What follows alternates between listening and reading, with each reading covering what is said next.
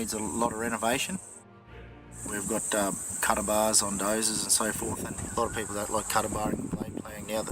A lot of people use motorbikes and four-wheel drives to muster their cattle. Tie and renovate is, of course, terrific to let the water in, but we haven't been able to shatter the ground enough and get rid of the woody weeds.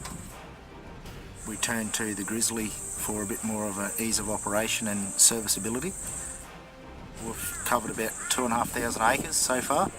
Light sandy type country to your brigalow country. We're planting pasture and legumes to our country, and some of the seeds worth up to $28, $30 a kilo. We can change the rating of the seed from the cab, but also it can be hooked through the GPS system, so it can vary your rate with the speed of the machine. Seabrook Seeders make two separate seeders, and we've incorporated both seeders into one.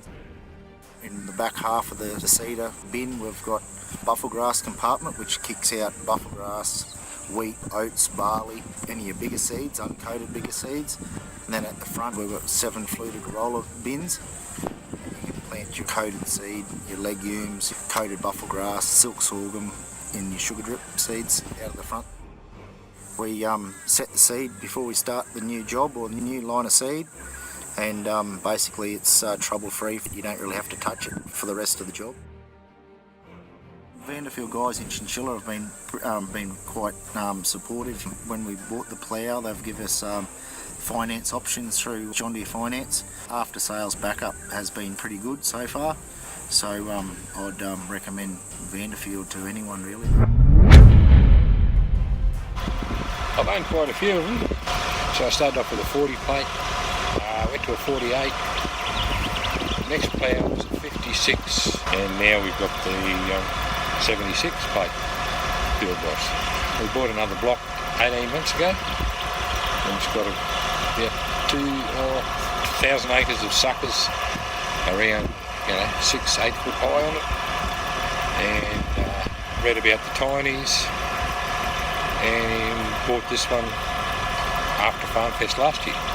Since then we've done probably a bit over 1,000 hectares with this machine, and haven't had a spot of bother.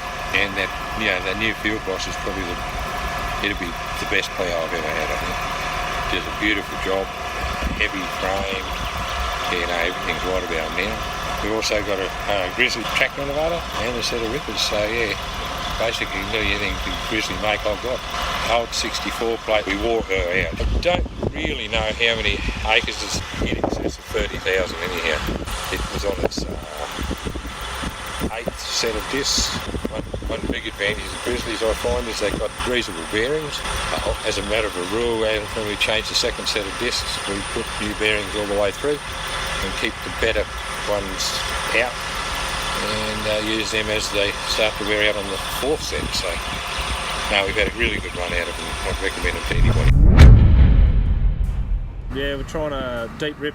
Well, we've levelled and it's bringing up really shiny spots with a lot of salt in it, so we're deep rip, and hopefully the storm will push down the salt in the area and get rid of all the compaction. And it was virgin country.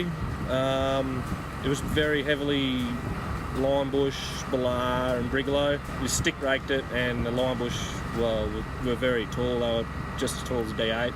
Went through with a tiny 290, worked it up to probably a foot deep. Then we went through and levelled it twice with just a land plane. There was a lot of sharp short melon holes, knocked them in, and then we just grew a crop of oats as a cover crop last year to feed the sheep.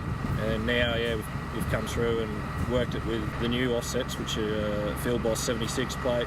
Give us a bit of loose soil and ran a land plane over it once more, and then now we're deep ripping it just to try to get rid of all the compaction and the salt. And what are you intending to do with the country now?